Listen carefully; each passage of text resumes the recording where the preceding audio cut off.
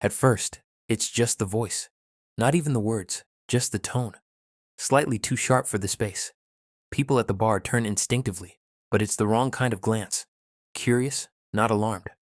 A woman near the entrance laughs too loudly, not because it's funny, but because the voice slices through her sentence mid-sip. Someone says, shh. Not playfully, but not angry either. Just wrong. The lighting is low, smeared amber on chipped tile, the kind of place where the music is too soft, and the bartender talks with his back turned.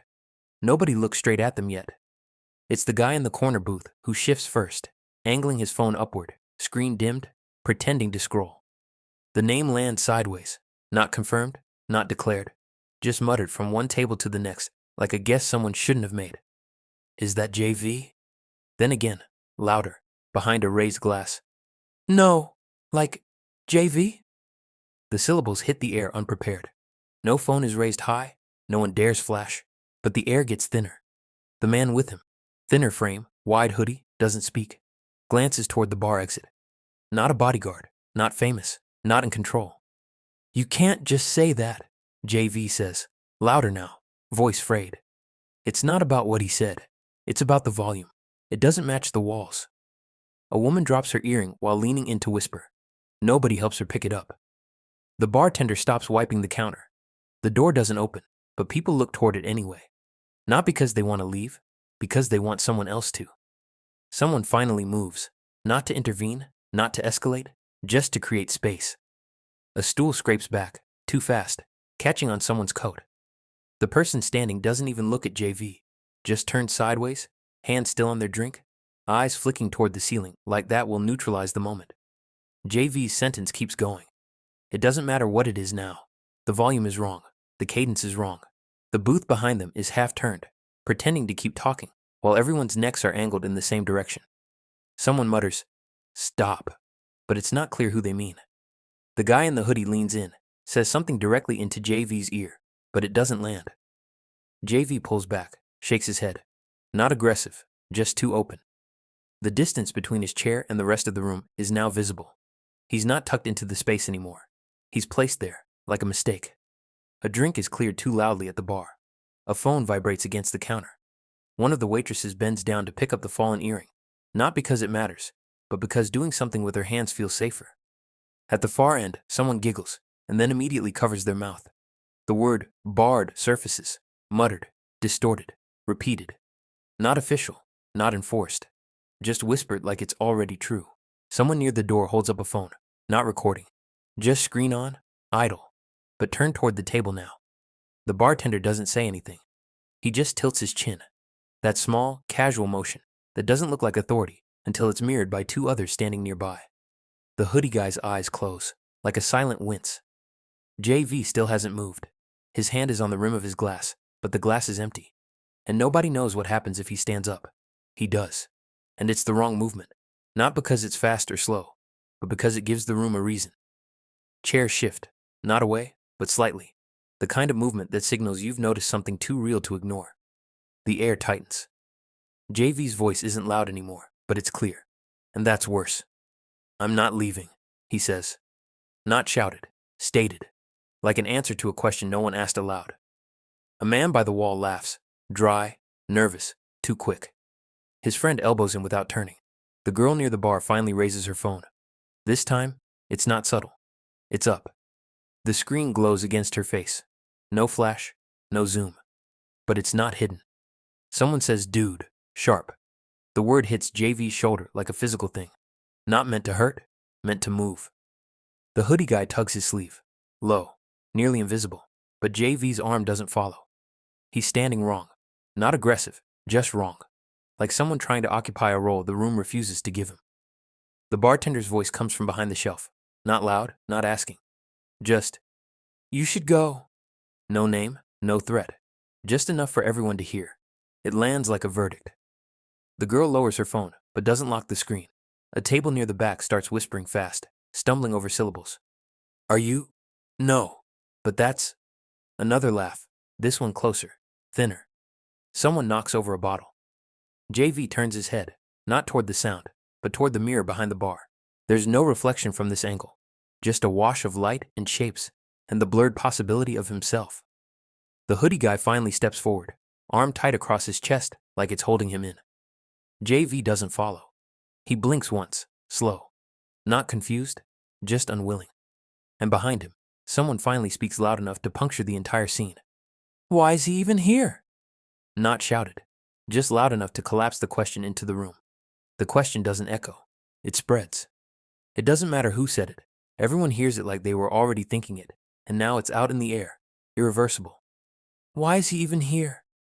Not angry, not curious, just offended. The bartender doesn't repeat himself. He doesn't need to.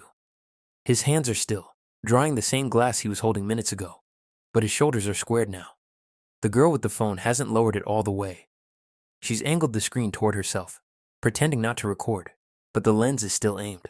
The hoodie guy tries again, one hand gently on JV's elbow, the other low, whispering something into his side, but his mouth is too close, and it draws more attention than it deflects.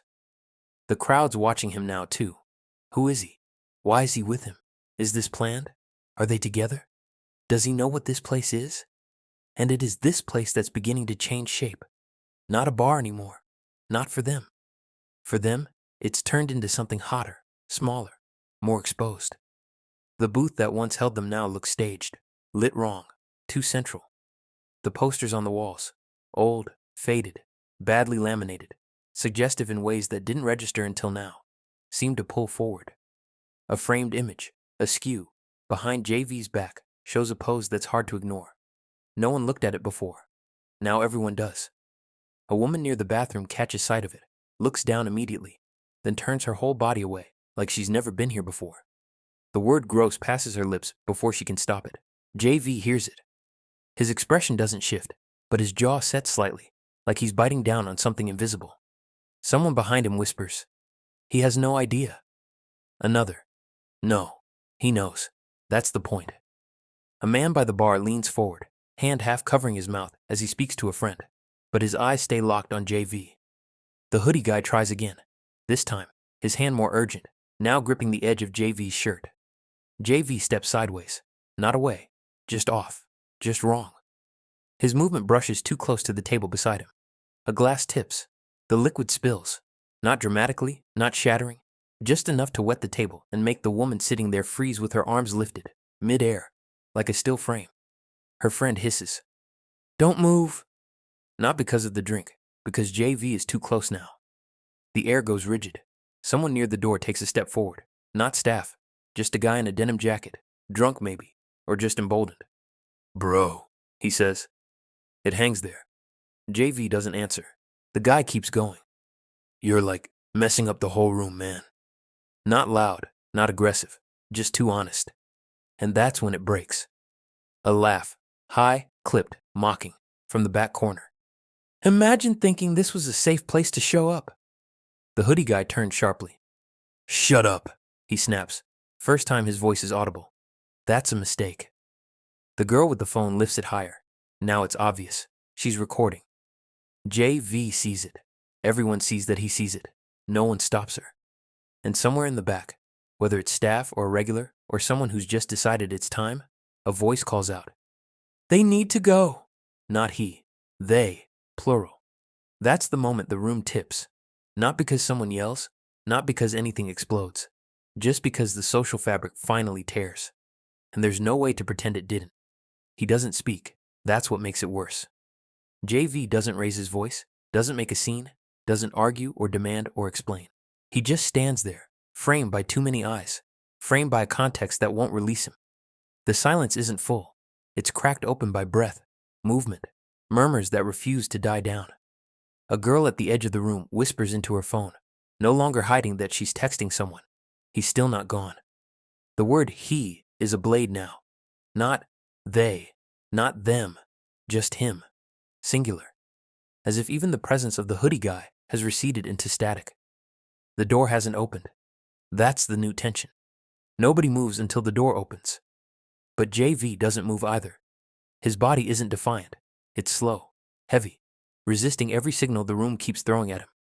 Behind the bar, the second bartender has stepped out from the back, arms folded, no expression. He doesn't say anything. He doesn't have to. This isn't an ejection. It's a standoff where only one side understands it's already over. The girl with the phone finally flips her camera, not just to capture, to show. A man behind her leans in, sees the screen, recoils like he wasn't prepared to see the name next to the face. He doesn't say it aloud. He just moves back half a step, eyes wide, hand rising toward his mouth like something dirty just touched him. A man by the bathroom mutters, "What is he doing here?" and doesn't lower his voice. Someone near the jukebox stifles a laugh, not mocking, just overwhelmed by the absurdity. "I thought it was a joke," someone else says. And that's when the door finally opens. A gust of colder air cuts into the room. Not enough to reset anything, but enough to let people pretend it might. JV doesn't turn toward it. He doesn't acknowledge it. He just adjusts his stance. Barely, a weight shift. But it makes everything worse. Because it means he knows. Not the details, not the glances, but the weight. The fact that everything, every movement, every corner of this bar, now has him as its center. Not as a star, as a rupture. The bartender's eyes flick toward the door, and then back to JV. Then nowhere. Into that middle space where social control lives. The one where words aren't necessary anymore because the crowd already decided. It's not a choice. It's not an invitation. It's understood. You leave, or the place becomes about you. And if it becomes about you, it becomes unclean. JV breathes in once, deep, slow, chest rising visibly. The hoodie guy touches his shoulder. Not with urgency, not with hope, just because there's nothing else to do. And then, finally, JV steps. Not toward the door, not quite, just off the moment. A fraction out of sync. Enough for people to believe it's over, even if it isn't. Someone says, "Yeah," under their breath, like a spell that pushes things toward conclusion. The girl with the phone lowers her screen, but the damage is done. It's not a video. It's a memory now, a witnessing. One that doesn't belong here, one that stains the space. The crowd doesn't sigh.